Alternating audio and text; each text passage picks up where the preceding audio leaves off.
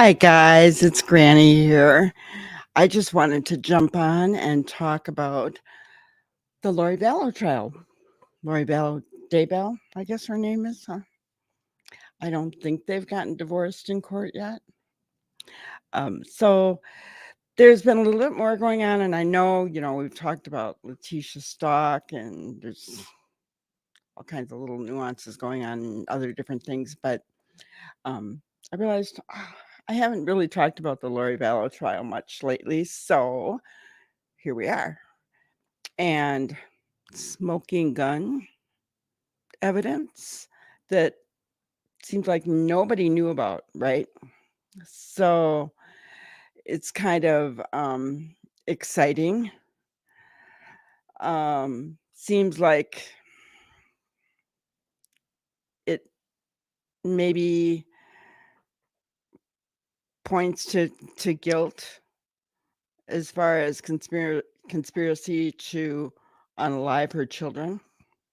I don't know, but I was watching a video earlier from Court TV with Vinnie Politan, and we're gonna play that real quick. I want you guys to hear this part of the broadcast about the DNA. So let me share my screen.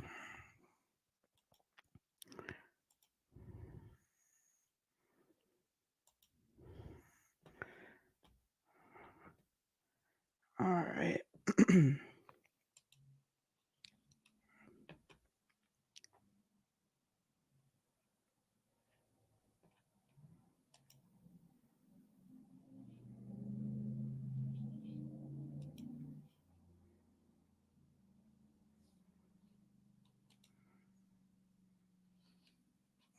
Okay, and we'll go ahead.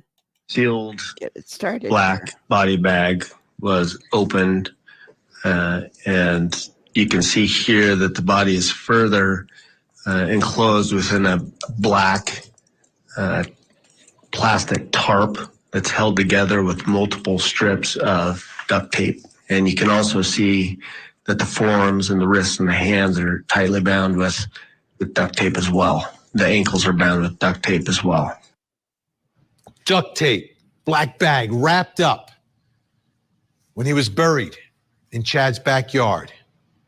But we've got, evidence putting Alex Cox there. We've got evidence putting Chad Daybell there. How do we get Lori Daybell there?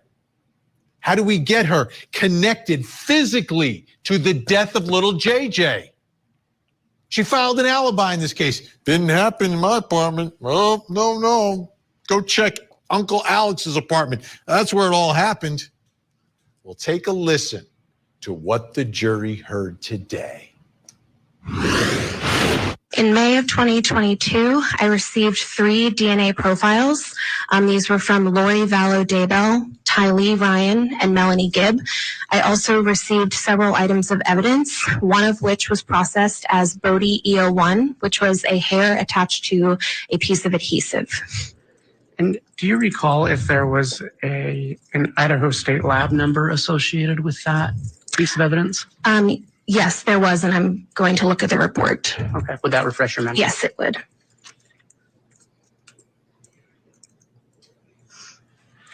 And this is 2019-05298. Is that the agency number? Yes. Okay. I'm sorry, my question probably wasn't very clear. That you mentioned a piece of hair that had been stuck to adhesive. Yes. Was there an evidence number from the agency, submitting agency assigned to that specific piece of evidence? Yes, there was, and I'm going to look at the report to refresh my memory. That was 11168B. Thank you. How was this evidence processed? So similar to the process that I described before, a portion of this submitted hair item was taken forward and put into a test tube. It went through a series of washes to get rid of any extraneous DNA that may have been on the hair. We were trying to focus on the hair itself. Then additional reagents and chemicals were added to the sample, and it went through a series of heating and cooling steps to isolate any DNA that may have been present. We determined how much DNA was present in that sample, then made lots and lots of copies, put that on a genetic analyzer, and analyzed the data that was obtained using a computer software program. What results were obtained from your analysis? So from the Bodie item E01, which was the hair sample, a partial female profile was obtained. And were you able to make any conclusions based on those results? Yes, Tylee Ryan and Melanie Gibb were excluded as possible contributors of that partial DNA profile. The partial DNA profile matched the DNA profile that was provided for Lori Vallow Daybell. Boom!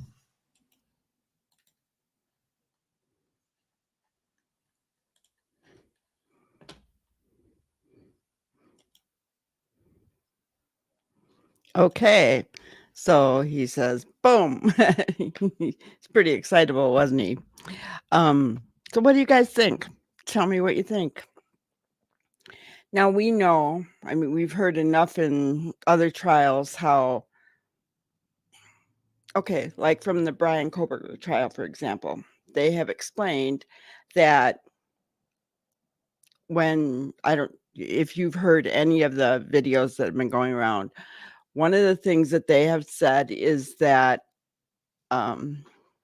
because the house was a party house, remember, that DNA can drop off people. Okay. So, and I know for myself, like at work, I'll find my hair on my desk or, I mean, your hair drops out, right?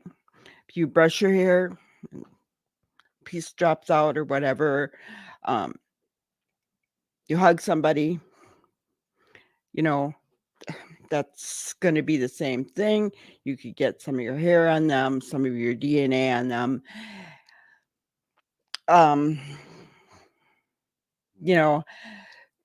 I have to wonder,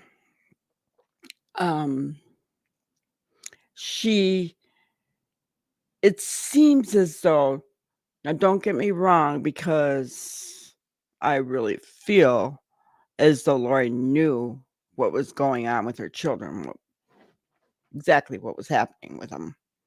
I really feel that she conspired for that. But was she there when JJ was, I hate the word laid to rest, but you know what I'm talking about, put in that ground?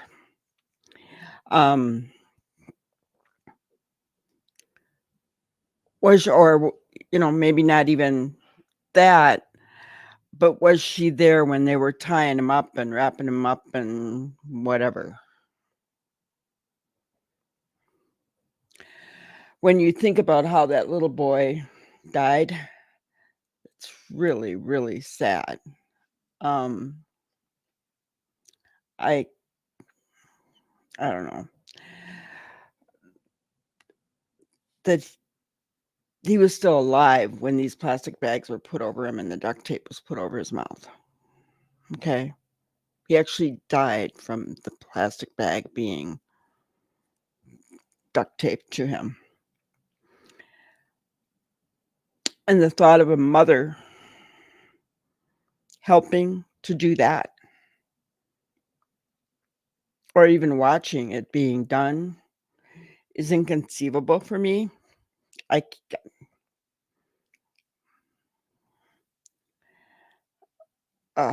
And I do not know how Kay and Larry Woodcock are listening to this in court day after day.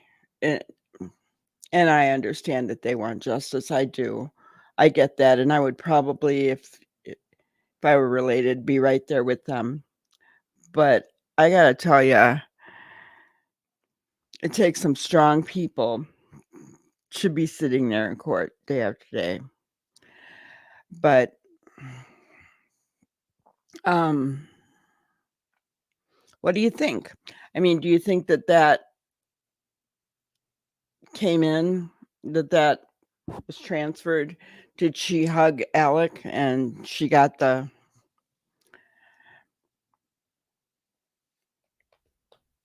hair on him and then it fell off onto, I mean, there's so many, it sounds far-fetched, doesn't it? But DNA is like that. I mean, it can be anywhere you go. How many of you have pets? My dog here is at work and my dog has not been at work.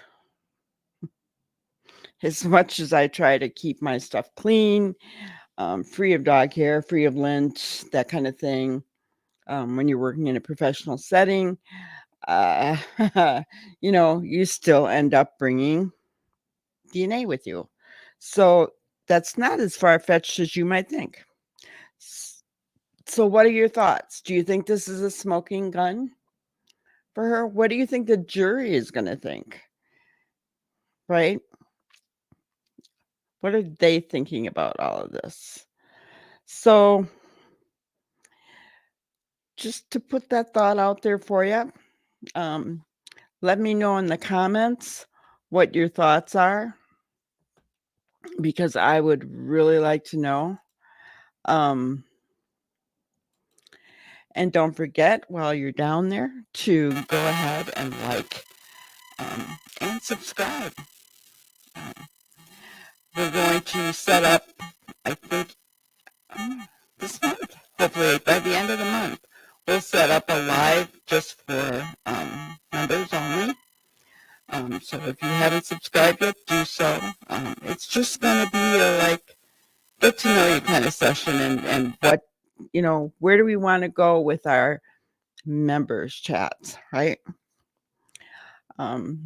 So I'm looking forward to that. I'm looking forward to interacting with all you guys and getting to know people.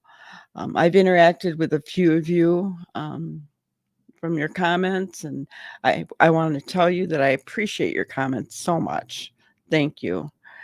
And again, whatever you're thinking, put it down. We can agree to disagree. We can agree. Whatever's out there, as long as we're being kind to one another.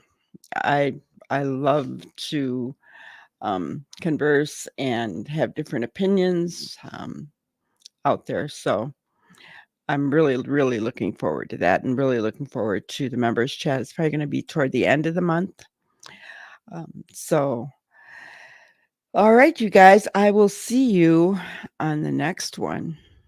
You have an awesome day.